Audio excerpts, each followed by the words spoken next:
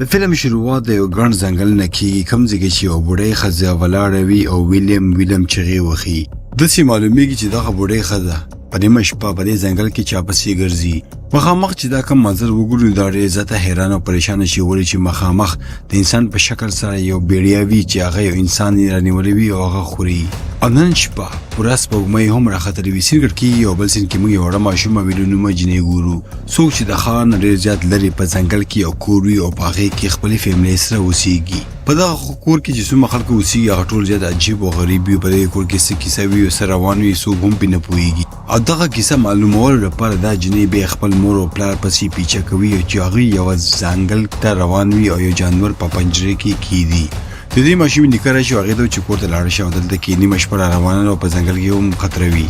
بل چې کله د دې مور راشي نو هغه پسې طریقه باندې ګرځېدی هم نه شي او د دې پلار حالت دومره خراب وي چې له هغې مور او نیکه راشي او هغې ته سهاره ورکړي او بویځي. د دې ماشومې نیکه د دې مور ته وایي چې واوره یوه خبره نور دغه کیسه نشي چلېدی.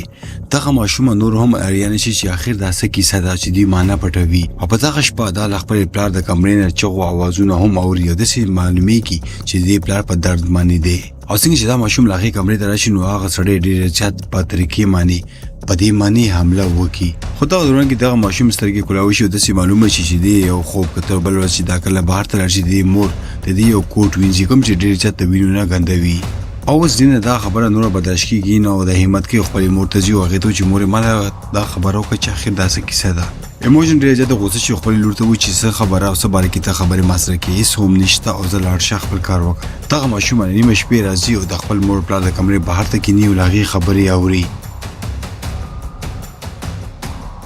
دې پلار خپلې ښځې ته وایي چې زما حالت ډېر زیات خرابېږي او ما ته پته چې زما په وجه ته هم په مصیبت کې.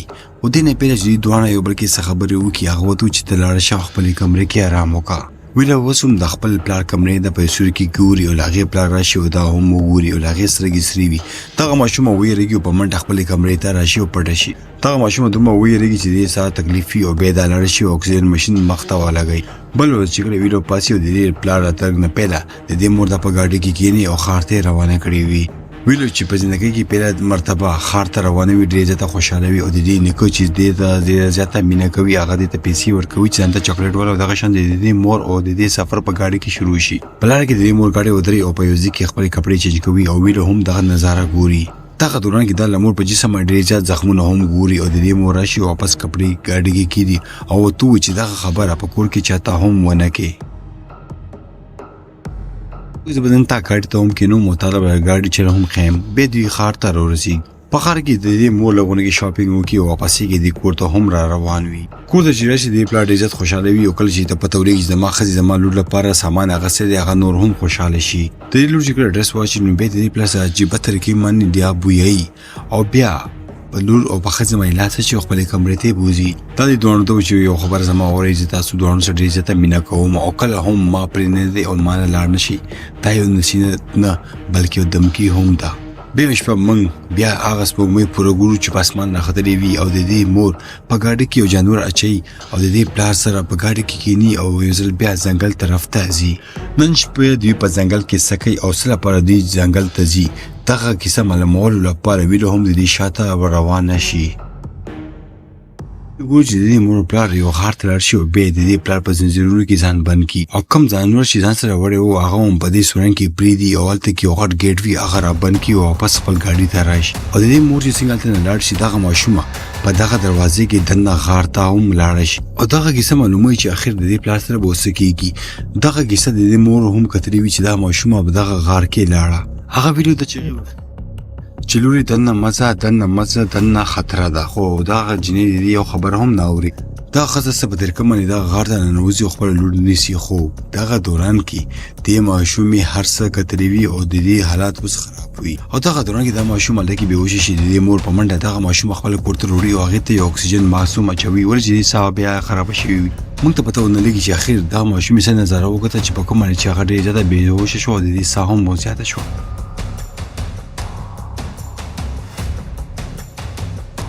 کې دې خپل پلار کتلې وي چې هغې نه یو جانور او بیړیا جوړېږي. کوم ځای کې چې د پلار جسم عجیبه طریقې باندې غټېږي. د دې سړي لاسونه هم غټېږي، نوکان هم غټېږي او په خوله کې غاښونه د کله یو بیړیا غوندې کېږي. او بیا بل ورځ دا په هوش کې هم راځي او ځې ته پته ولګېده چې اخر ولې دې پلار به ځنګل ته تلو او هغې پلار سره څه کېږي. بل ورځ موږ د ټولو خلکو ګورو چې ناشتې ته ناست وي او د دې ماشومې حالات هم خراب وي او د دې پلار ډېر زیات ګمسوم ناست وي. دغه ماشومه پرون چې کومه کیسه کتلې وي په هغې باندې ډېر زیاته یېرېدلې وي خو د دې مور بیخي بېغمه ناسته وي او داسې معلومېږي چې هېڅ هم نه دي شوي. دغه ماشومه دلته نه پاڅېږي او له خپل نیکه کور ته راشي او هغې نه پس د دې مور او پلار هم د دې نیکه کور ته راشي او هغې سره په جګړه شي.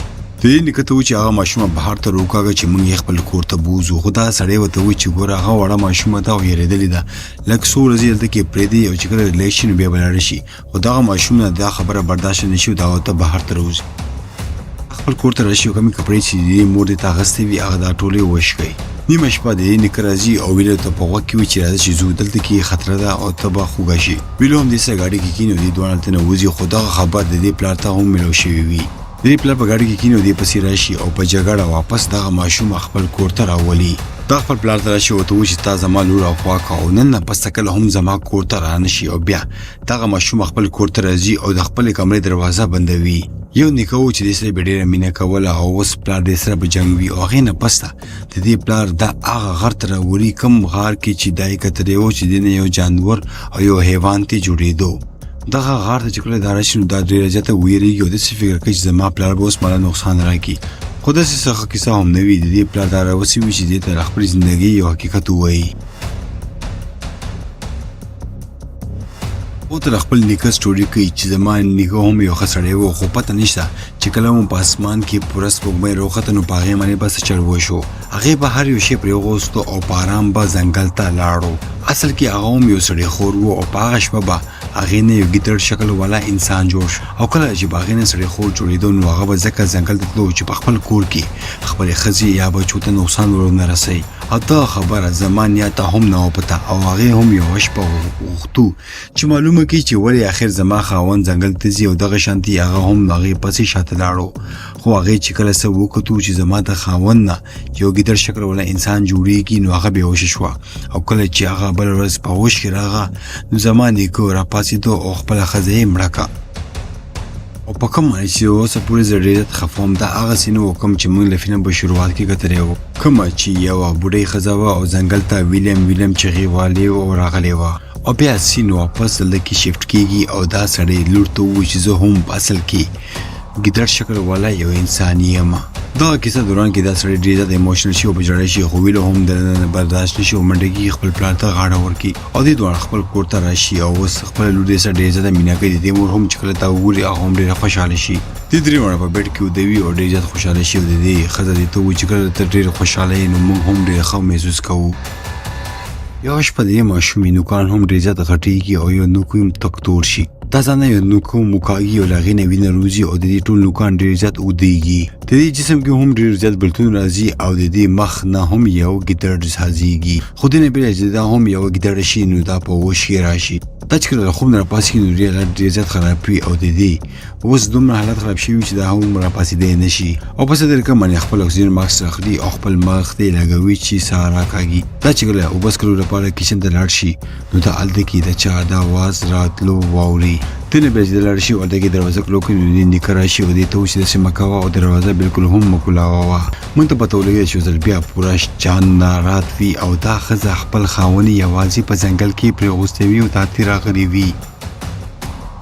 نیکه د دې حفاظت کې یو بره کمرې کې داره پرېږدي او هغې نه پس خپل پلانونه تومانچه علي او غواړي چې خپل خاوند مړ کړي او دا کیسه ختمه کړي خو دا هر څه ویلو واوري او د دې لړکېدلو اواز هم دوی واوري. دوی دواړه په منډه راشي او هغه راوچته کړي او غواړي چې دغه ماشومې ته اکسیجن ماسک ور واچوي خو افسوس خبره دا وي چې په دغه سلنډر کې اوس اکسیجن ختم شوی وي او هغه اکسیجن سلنډر اخیستلو لپاره کور نه بهر ته ځي او بیسمنټ ته به ځي خو بهر ته خطره هم وي. دا هر څه دا نظر انداز کړي او دا منډه کړي او هغه سلنډر راواخلي او کله چې هغه سلنډر واپس راوړي دا په لاره کې رالړه شي او د دې جیب نه هغه تومانچه هم په ځمکه لړه شي. بهر ته ایموجن خاوند راغلی وي او په تیزه دغه دروازه وخي. ایموجن ډېر زیاته غوسه شي او هغې ته چغه ووایي چې بس که نور او لاړ شه ته خپل هغه غار کې وده شه. بره د ایموجن خو د دغه ماشومې ساه هم خرابېدو ولوي. د دې پلار دې ته اواز وکړي چې بره راشه. دې ویلو ته هغه اکسیجن ماسک لګوي او دې ته پته ولګي چې اوس د دې په کور کې څوک داخل شوی دی. دوی ډېر زیات ویریږي او دې ته پته ولګي چې دوی هغه تمانچه په لاره کې لړه شوې ده او دوی سره هیڅ یو شی نشته چې خپل حفاظت وکړي. د دې پلار غواړي چې یوازې لاړ شي او هغه تمانچه راوالي او د دې لور غواړي چې دغه ماشومه یو کمرې ته بوځي او هلته کې پټه شي.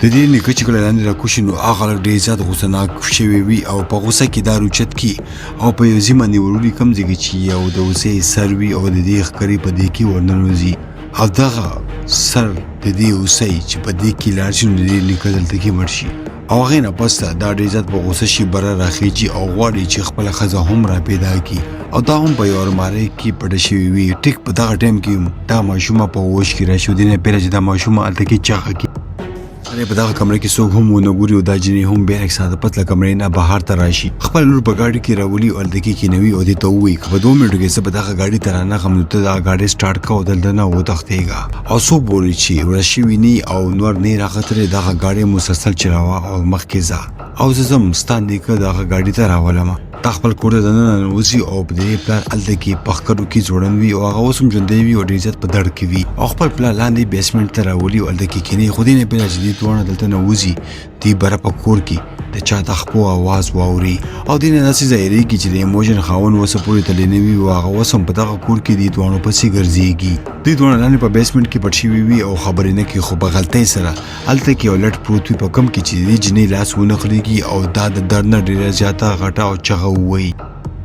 بیا چې دې خاوند لاندې بیسمنټ ته راشي دوی دواړه په تیزۍ سره روان شي خو بیسمنټ د مخامخ یو جیل ټایپ کې ګیټ لګېدلی وي. دغه ګیټ دوی دواړه نشي کولاولی. بهر چې کومه ماشومه په ګاډي کې ناسته وي هغه د هوښیارۍ مظاهره کوي او دلته کې راځي او یو هوک راوړي او په دغه جال کې ویږدي او خپل ګاډی په تیزه سټارټ کوي او دغه شی د بهر ته لاړه کوي او دغه شان دا ګیټ کلوز شي. ایموجن په منډه خپل پلار اوچتوي او بهر ته حرکت کوي. دا درې واړه دلته نه تښتېدو والا وي خو بدقسمتۍ سره دغه ګاډی اوس نه سټارټ کېږي او مخکې نه بیا د دې پلار بهر ته روزي او د دې لور ته وایي چې ته دغه جنۍ ځان سره په ګاډي کې بوځه او ته لاړه شه زه به دغه صورتحال هینډل کړم او هغې نه پس دا لاړ شي او بیا یې دې دواړه هلته کې ځنګل طرف ته روان شي خو اچانکه شاته نه سره شي او ویلو په هوا کې اوچته کړي شد کې او هغه غار ته یې بوځي. ایموژن ډېر زیاته ویرېږي چې اوس به زما لور سره څه کوي. ایموژن ډېر زیاته چغې وهي او هغې شاته راځي او اوس موږ پیله مرتبه د دې خاوند ګورو چې هغې نه یو مکمل ګیدړ جوړ وي او له هغې په غېږ کې ویله وي چې هغه اوس بېهوشه شوي وي. خپله لور بچ کولو لپاره دا د هوښیارۍ مظاهره کوي او دا دې څه جنګ نه بلکې دې څه مینه کوي او دا په ارامۍ او د دغه ځناور خوله نیسي او بندوي او دې سره خبرې کوي چې واوره موږ ستا فیملي یو موږ تا سره ډېره مینه کوو خو دې لپاره موږ ته ضرر مه رسوه. دا خبر کولونه پس ته دا ځناور هم ډېر زیات غلی شي او دې ته هم هر څه یاد شي چې دا زما یوه فیملي ده او دا ځناور له غونډې کې ریلیکس شي ځکه خو دې هغه ماشومه پرې اغوستې وي. دا اوس دې نه لرې تللی وي او له خپل مور په انتظار روانوي چې کله به اوس زما مور هر یو شی ټیک کړي او واپس به ما ته راشي. اوس دلته کې د دې هغه خاوند کوم نه چې اوس ځناور ساه شوی و هغه اوس غلط سوچونه خیال ته راولي او هغه خیالونه راولي کله چې دوی په یو بیټ باندې ویده وي. هغه ماشومه پرې اوس روانه چې د دې خپې سره لاټین وجنګېږي او هلته کې اور ولګي. دغه دوران کې دوی په مخ باندې هغه اکسیجن پیپ لګولی وي او د خپل مور بچ کولو لپاره اوس یو کیسه کوي. د هغه سلنډر اخلي او په هغې باندې اور لګوي او د دغه اور رخ خپل پلار سیټ ته کوي او په هغې باندې اور لګوي په کوم باندې چې د دې پلار وسوځېږي او هغه مړ شي او دغه شان د دې دواړو زندګي اوس د خطرې نه رابار شي او د دې پلار هلته کې سوځېږي او چغې وهي. او فلم په اخر کې موږ دغه ماشومه ګورو چې یو کتاب وایي کوم چې په دغه ګیدړانو باندې لیکل شوی وي او د دې مور هلته کې پیکینګ کوي چې دغه کور پرېږدي او ښار ته لاړ شي. کله چې دوی خپل کور نه هلته روان شي نو دې لور ته ډېر زیات خیالونه او سوچونه راځي کله چې به د دې پلار هلته کې غوسه و او دې سې جنګ کول. هغه وختونه وو کله چې به دې باندې ظلم کېدو او هغه وخت هم رایاد کړي کوم وخت کې چې اخري ټایم وي او دا مور او لور مړه کېدو والا وي او د دې پلار پې ظلم کوي او خپله مور بچ کولو لپاره دې خپل پلار باندې اور لګولی وي او هغه یې مړ کړی وي.